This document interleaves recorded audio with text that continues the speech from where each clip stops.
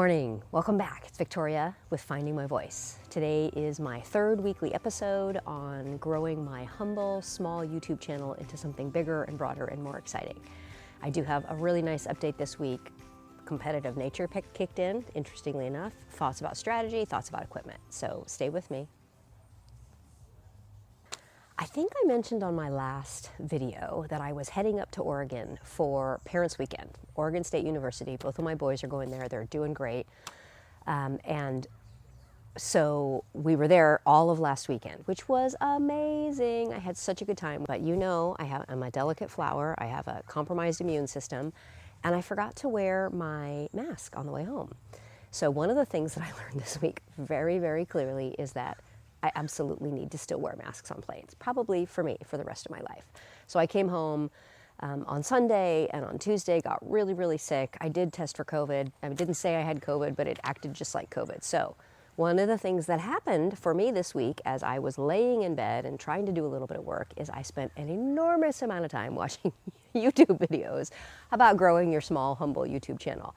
And my competitive nature really kicked in. Wow, was I so surprised. So now I kind of am on a journey to try to grow and monetize my YouTube channel. And what I'm wondering is, can I grow from my very, very, very humble beginnings of 13 subscribers in my first sort of week to two weeks to monetizing, hitting 1,000 plus subscribers by Christmas 2025. I'm very, very curious about this, and I'm looking to you to help me. So if you are interested in following this journey for a rapid rise to monetization and growth, please like and subscribe.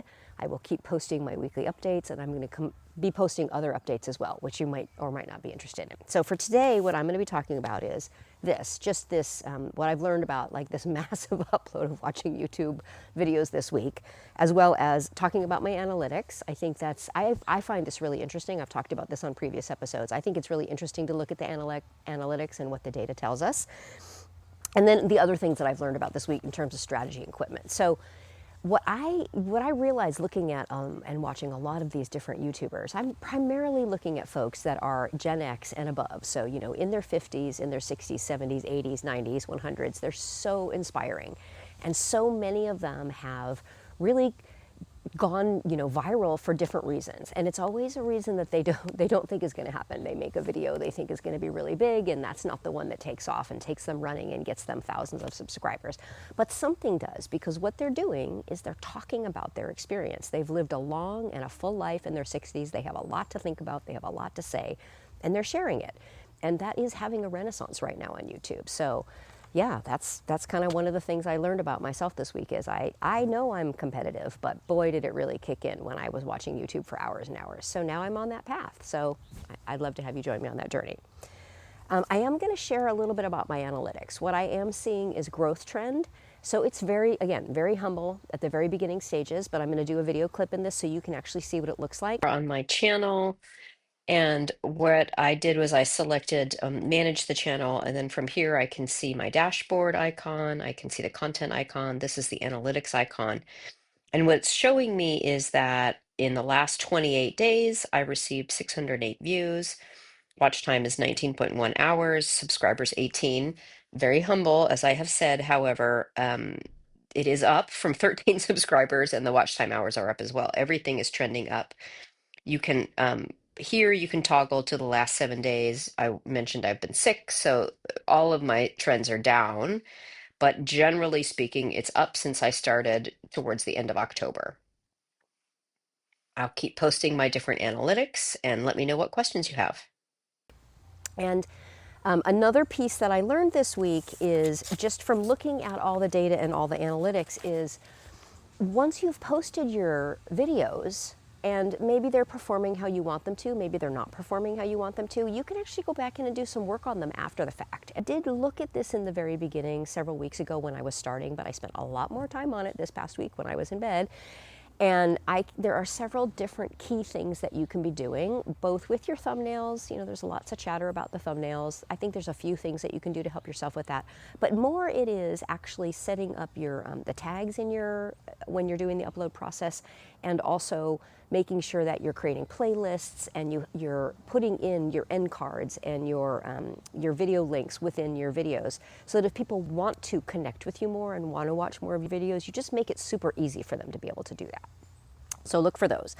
I am also going to share a little bit about my Portland Parents Weekend at the very end, so be sure to watch the B-roll outtakes. And then the things that I thought about in terms of strategy. In my second episode, I talked a lot about the pacing and the planning, and that was really reinforced with all the videos that I was watching this week.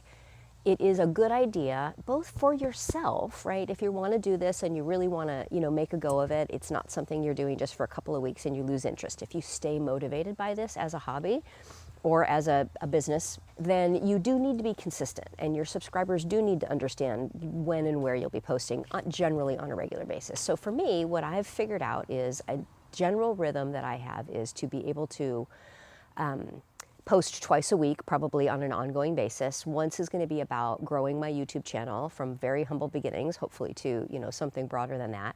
And then the other piece is talking about general content that I'm interested in. And there, for me, it's a couple of different things.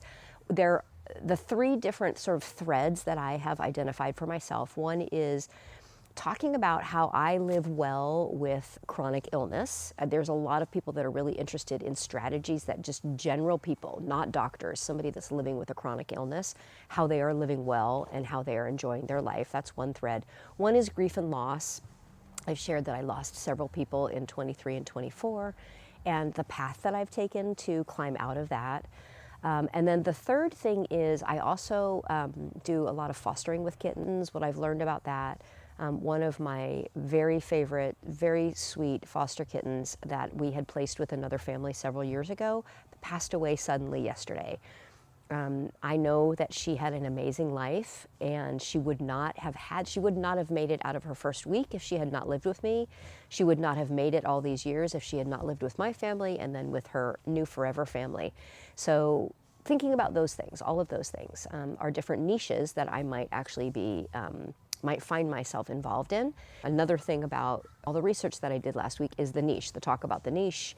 So much talk about the niche, researching your niche, finding your niche, only videoing your niche, lots of talk about the niche. I'm still exploring that, but I'll keep you posted on what I learn about that. Another area I wanted to update you all on is some of the equipment and the subscriptions that I've been using. So I've talked about CapCut. I am still using CapCut as a video editing tool. I really like it a lot. There's so much to learn. So each week I'm just trying to learn something new. This week I'm working on learning about shorts and posting shorts. There's a great AI tool within CapCut that will pull out key moments in your video very quickly and very easily and allow you then to post a short. So I'm playing around with that.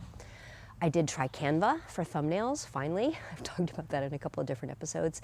I do really like it. I think the free version is fine for making thumbnails, so making fancier or more engaging thumbnails, try out Canva for that. And then the third thing that I have, a couple of things. I did buy a microphone, there it is. It's really a lot better for sound quality. It's very easy to hook up with your iPhone, which is all I'm using for my camera. So I will include a link in the description about this particular microphone. Super easy, plug and play. That's what I like. And then the other thing that I got that I have not yet, again, because I took a week to be sick in bed, that I haven't played with yet, but I got a gimbal. So what a gimbal is essentially like a selfie stick used to hold your camera, and it allows for all the movement and keeps your video, whatever you're using, your camera or your phone, steady. So you just get a much higher quality video while you're on the move. So that's one that I purchased, I have in my queue, and I'm gonna be trying out this coming week. That is my quick and dirty update for this week, episode 3. Stay tuned to the very end. I'm gonna share some of my favorite moments from our Parents Portland weekend. Thanks again for joining me, Victoria, with Finding My Voice, as I go along my journey of growing and monetizing my very, very, very humble YouTube channel, and also sharing some of the other wisdom and collective interests that I have grown over my 60 years of living. Thanks so much. I look forward to seeing you again. What is it that you're photographing? Those two. Gotta capture those moments while you can, right?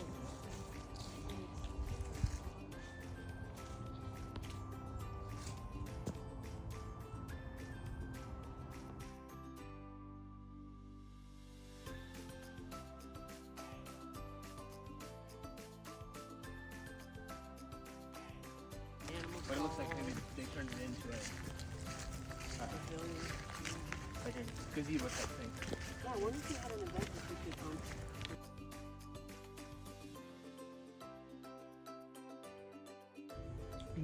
Rows and rows and rows of every kind of tool you could ever want. Love it. Absolutely love it. Okay, this is my favorite tool for digging weeds, a trencher.